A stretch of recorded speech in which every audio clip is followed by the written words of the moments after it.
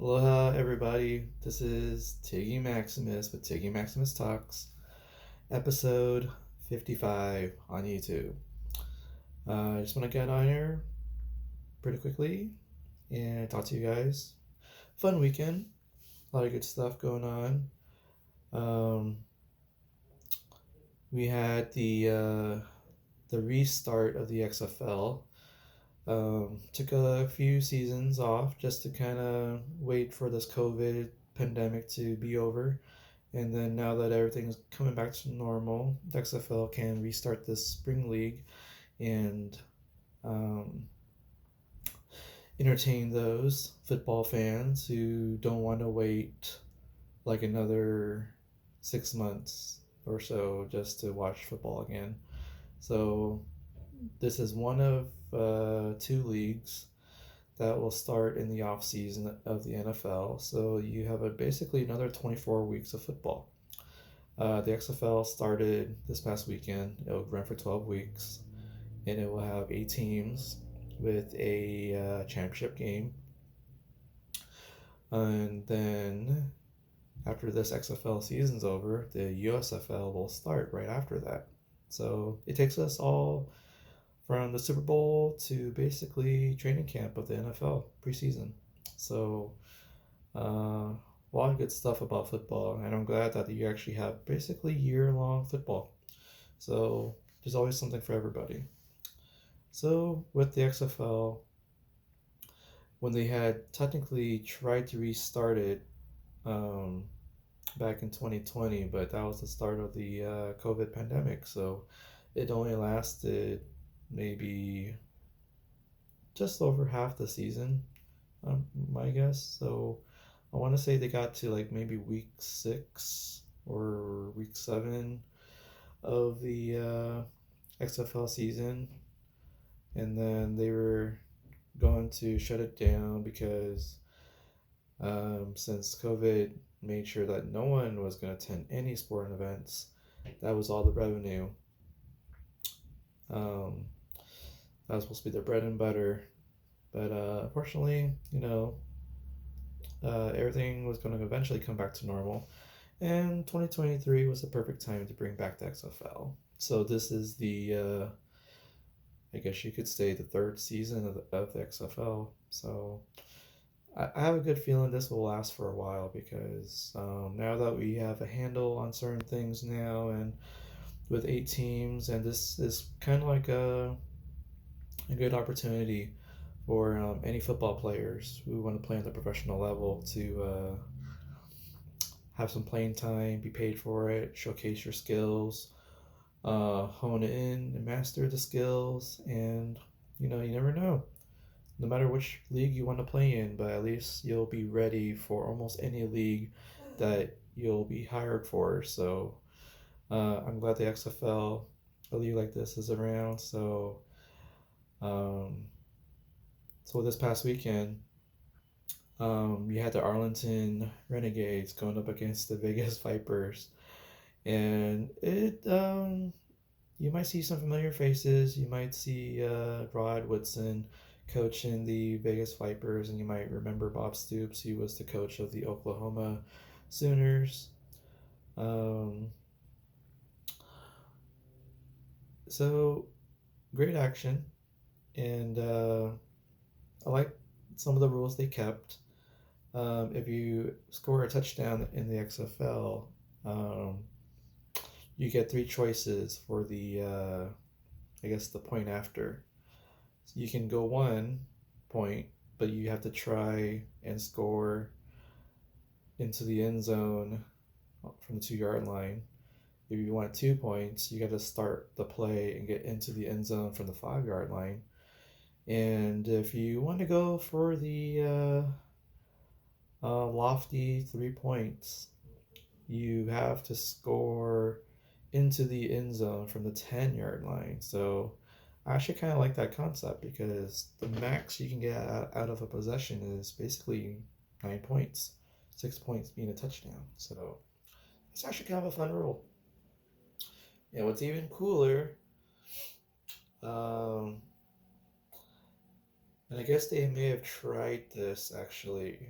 Um, so during the so when you actually have a score and you know that you need the ball back before the end of the game, before time expires, and the only way you can get the ball back, you basically have two choices. Um, One, you can try an onside kick, um, but those, I guess, from what I'm hearing, that only 12% of onside kicks actually get recovered by the kicking team, so it's a very low percentage. Your other option is to convert a play 4th and 15. So basically, you need to get 15 yards on a play in order for you to keep the ball. Um, so um, the 4th and 15 actually starts on the kicking team's own side of the field. So wherever the ball ends up, um, that's where the ball would be placed, whether the team had converted the 4th and 15 or the team had failed to convert on 4th and 15. So if you don't convert it, the ball would be just simply placed where the ball was either where the ball ended up on, if it was a catch or a run play and they didn't make it. So where the runner was going to be downed, that's where the ball will be placed at for the receiving team. However, if the kicking team did convert on 4th and 15, wherever the runner was down past the first down marker, that will be where they will start the possession. Basically, an onside kick that was recovered by the kicking team, basically. Of course, you could try the very low percentage, almost 0% chance of you actually kicking the ball, and maybe the kickoff might result in a fumble and the kicking team might actually recover it, but that's hard to do considering the kicking rule, which is basically you have um, 20 players, 10 on each side, facing each other down by I think it's the 20-yard line, 25-yard line or something. They don't move until the returner actually catches the ball or the ball is on the ground for a couple seconds, a few seconds maybe. That's when those 20 players that are in between the kicker and the returner will start to get to move and start tackling and blocking against each other. So that's an interesting rule. I like that. Less collisions. And who knows? Might be pretty exciting. It does end the need for a touchback, so I like that. Touchbacks are boring, even though it's safe, but you kind of you want to incorporate the kick return in some way, shape, or form, and I think this is one of the ways you can do it. Um, Especially if you want to limit the collisions but still have that excitement, that might be the way to go. Actually, in a way, I actually like how the XFL might be a training ground for like experimenting with new rules. So who knows? The NFL might implement these rules once they see it live in action. So so the Vegas Vipers were ahead early, but the Arlington Renegades came roaring back, and um, the Renegades had actually gave up a late touchdown. Now, at this point in time, um, the Renegades were up by 8 points. So when they gave up the touchdown, it was 22-20 with not a lot of time left in the game. So with that being the case, the Vegas Vipers needed to convert on a 2-point conversion to try to tie the game. And they figured of the three, because you need two, you need to convert for 5 yards. And from converting for 5 yards may be very manageable. Unfortunately, Vegas Vipers did not convert on the 2-point conversion, and so they are faced with the choice of onside kick or convert the 4th and 15. And for me to see it, the Vipers threw a pass play. The ball would have been caught right at the first down marker, except the ball got jarred loose, and the first down conversion was a fail. And the Arlington Renegades get to recover the ball at the spot where the ball was snapped, and that was the end of the game. Arlington Renegades defeated the Vegas Vipers 22-20.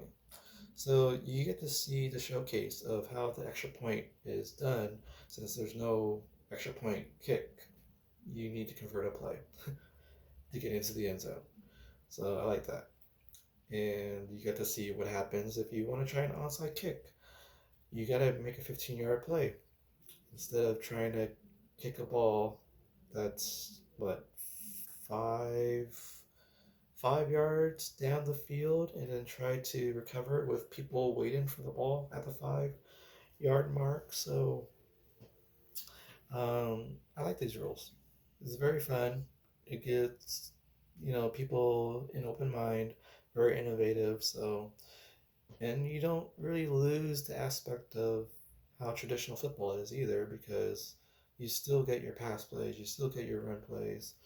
You even have maybe a running clock.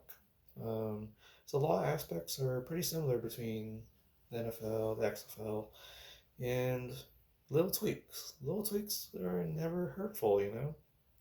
So, plus, you kind of keep the idea of, you're not slowing down the game too much, and you're also keeping the safety of the players in mind. So I'm really glad the XFL is around.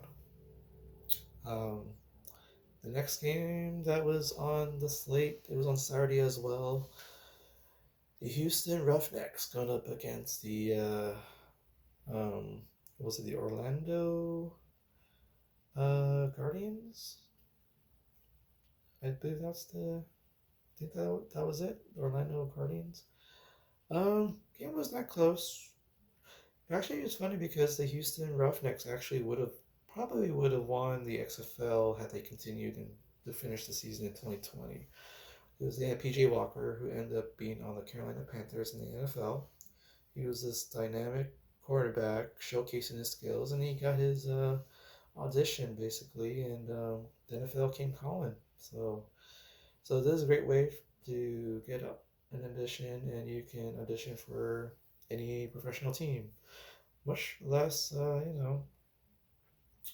anywhere. And when you have the NFL calling, um, that's a great way to get an opportunity. So um, yeah, the Houston Roughnecks ended up winning that game very handily. So then we come to our Sunday slate. You have the San Antonio Brahmas. Just think of the Brahma Bowl. And then you have the St. Louis Battlehawks. Gotta admit, Battlehawks do have a nice logo. Game I thought was in hand in the fourth quarter. It was actually 15-3 with a minute 30 left in the game in the fourth quarter. And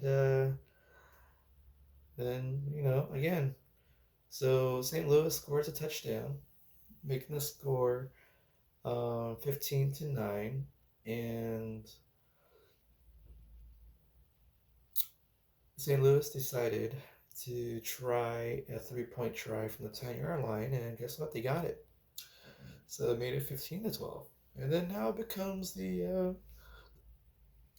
basically your onside kick of two choices, and they opted for the 4th and 15 as their onside kick basically. And guess what? The St. Louis Battlehawks converted on 4th and 15. So we're at that point, the Battlehawks are not only down by 3, but they happen to get down the field before the time expired, and they got the touchdown right at the end to win 18-15. And looking at how The Battlehawks got that last play. They threw it to pass, and the receiver caught it with defenders ready to whack the receiver for catching the ball. And the receiver kept it, controlled it, and didn't lose the ball. And that was the end of the game. Kudos to the Battlehawks for winning, coming back from 12 down with a minute and a half to go. And that was pretty impressive. So, and then the nightcap um, game, you have the DC Defenders playing against the Seattle Sea Dragons. That was a good game, pretty close. And the DC Defenders ended up winning, I believe it was 22-18. So kudos to the winners: Houston Roughnecks, DC Defenders, the St. Louis Battlehawks, and the Arlington Renegade.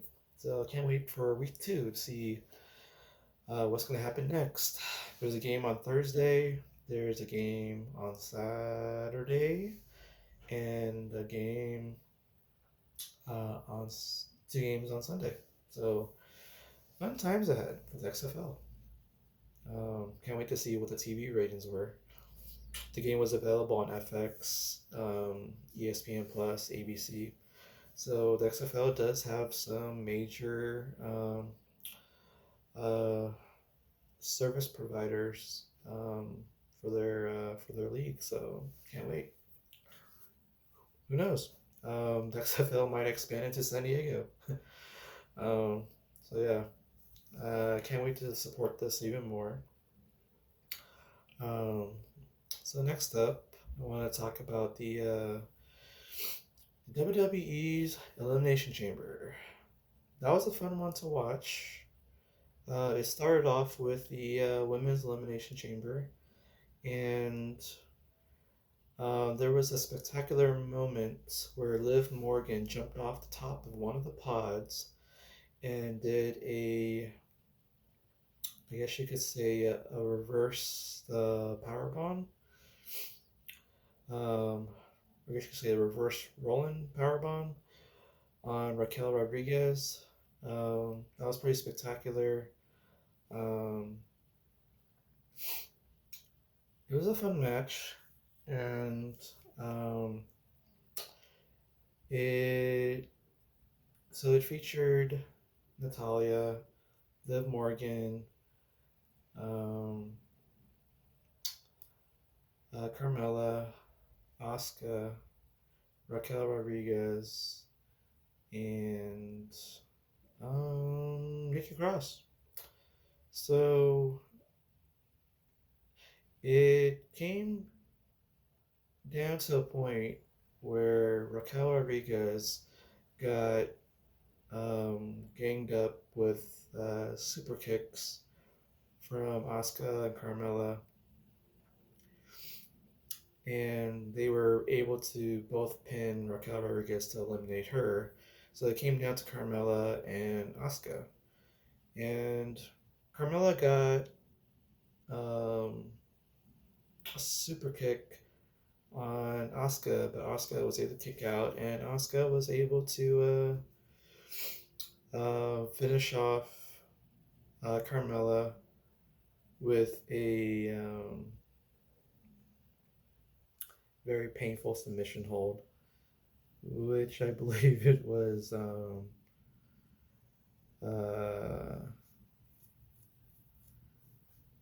Asuka would pull back on your arm, so then your arm looks like it's about to become 90-degree angle to your shoulder, which is pretty painful looking. And so Carmella had tapped out to that submission hold. And earlier in the match,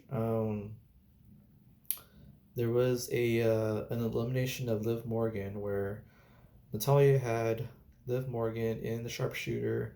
Liv Morgan was not going to tap out, but Asuka came over and did basically a double submission hold on Liv Morgan, and it was kind of the same hold really, where the arm is being pulled back and the sharpshooter was still being applied. So Liv Morgan basically passed out and she was eliminated by submission.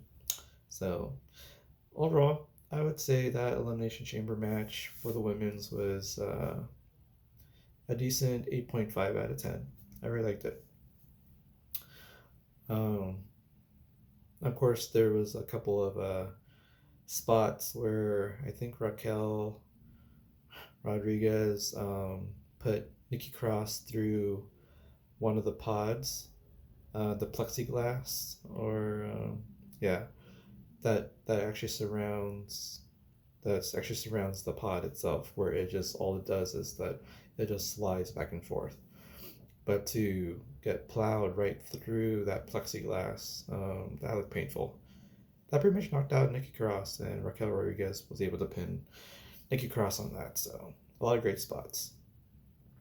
Um, there was a match between Edge and Beth Phoenix, the Grit couple, defeating the Finn Balor and Rhea Ripley of the Judgment Day. Decent match.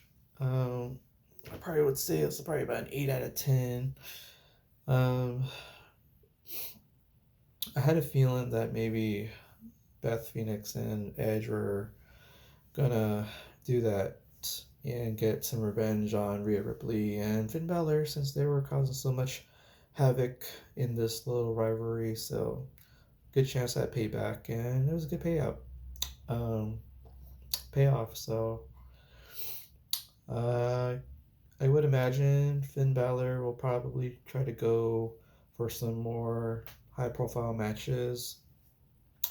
And Rhea Ripley, she's on her way to WrestleMania to face Charlotte Flair for her SmackDown Women's Championship. So we are on the road to WrestleMania 39 in Los Angeles. I can't wait. Another match that was up,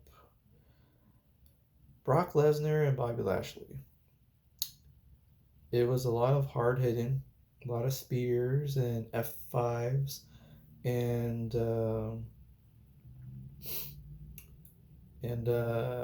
there was a hurt lock on Brock Lesnar, and well, Brock Lesnar just took the easy way out and got disqualified by kicking Bobby Lashley in the groin.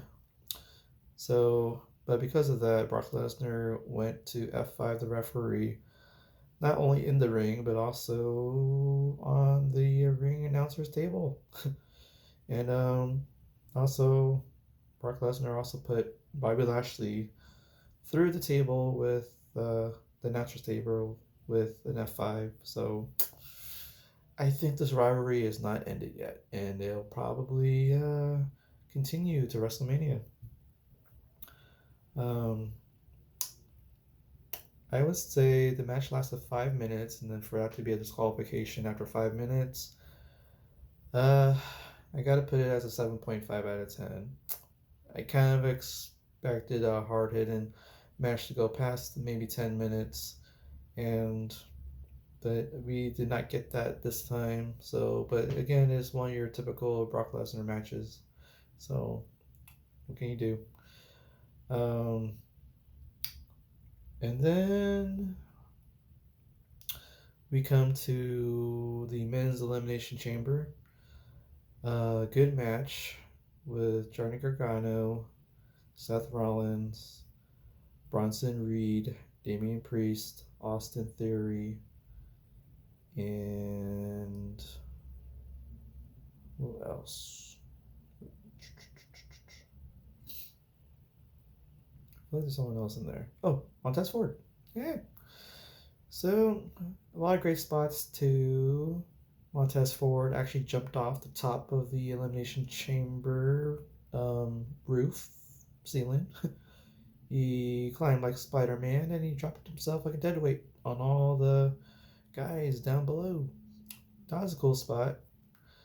Of course, he did take a curb stomp and from Seth Rollins. Not inside the ring, but out on the outer platform that connects all the pods. And that looked kind of rough, and he looked like he got concussed. So he kind of stumbled out of the cage, slipped on the steps. So Hope he's okay. Um, so Bronson Reed had a good show and he really dominated quite a bit, but he did not get any eliminations though. But I can imagine he's going to be a big time player down the road for WWE on either show. So, um, so Bronson Reed dominated, but he got eliminated. Johnny Gargano, I think I don't remember if he eliminated anybody actually. So, but he put on a good showing because he also did a spectacular move um, from the top of the chamber pod, which was spectacular mainly because he did a Herner Karana. So he was flipped upside down while performing the move, and I think he landed on Damien Priest, but um, Seth Rollins, I believe, had taken the Herna Karana and flipped forward towards the rest of the crew down below. So the fact that he was trying to do a power bomb from off the top of the elimination chamber pod, but ended up getting a Herna Karana instead. For that to happen right when they got off with the pod, spectacular move. Everybody kept saying "Holy shit!" But that was fun. And then, so with Bronson Reed gone, Johnny Gargano gone, Montez Ford gone, it did come down to Damian Priest, Seth Rollins, and Austin Theory. There was another part where I think someone was placed. I want to say Damian Priest did put someone through the plexiglass of the pod. Um, so, but Damian Priest uh, was eliminated. Um, I guess it was either by Bryce, Austin Theory. I think it was Austin Theory. Yeah. So um, that was. I want to say it was probably a curb stomp, and then Austin Theory managed to get the pin. Um, I think that's how it happened. But the next thing that was up, Austin Theory was in a precarious position, and Seth Rollins was about a curb stomp away from becoming the United States champion. Except Logan Paul came in while the chamber was being opened to get Damian Priest out of there. Uh,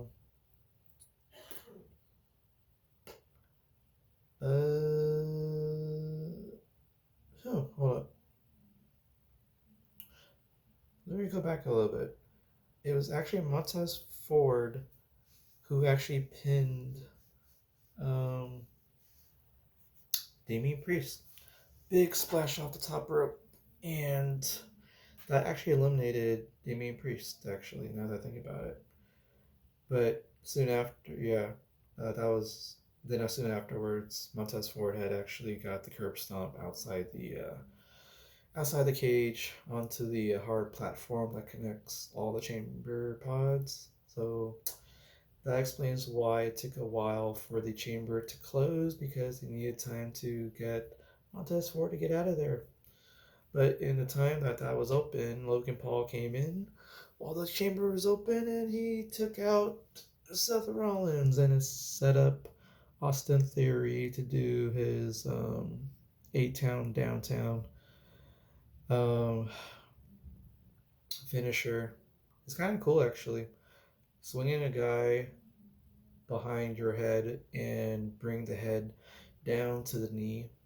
That's kind of cool. And Austin Theory defeated Seth Rollins to retain his United States Championship. So, uh, turns out Edge might actually challenge Austin Theory for his United States Championship later tonight on Monday Night Raw. That's fun. So yeah, I would say this chamber was pretty good. I would say it was about a 8.8 out of 10. So you got some new storylines that got furthered. So I'm glad a lot of storylines going into WrestleMania now. And then our last match of the night, the undisputed WWE Universal Championship match. Roman Reigns, champion, defending the titles against Sami Zayn in Sami Zayn's hometown of Montreal, Quebec, Canada. Roman came out first, big pop, and then Sami Zayn came out, really big pop, and here we go. It was a good matchup, a lot of close calls, and there were some referee bumps where two referees were taken out. But Sami Zayn did get us some Superman punches in on Roman Reigns, and got the haluva kick on his finisher on Roman Reigns, but there was no referee to count it. And then Roman Reigns did spear Sami Zayn once, and he was able to kick out of it. There was a Superman punch, and I think he also got out of it too. But after the last spear, Romans did on Sami Zayn, that was it for Sami Zayn, and there was a referee that came, woken up and was able to count 1, 2, 3. Roman Reigns is still your undisputed WWE Universal Champion. So that does bring us to Cody Rhodes versus Roman Reigns at WrestleMania 39 to close out the show in Los Angeles. So can't wait for that. So that match they had, I would say, with all the back and forth, 9 out of 10. So that was pretty good stuff. So on my next episode, I'm going to be doing some comedy show reviews. One with the Black Outside Comedy Show at the Mic Drop with Camille Waters, with headliner Gumbo, Jeremy Christian, featuring P-Man, Walter Ford, and your host, Bilal Young.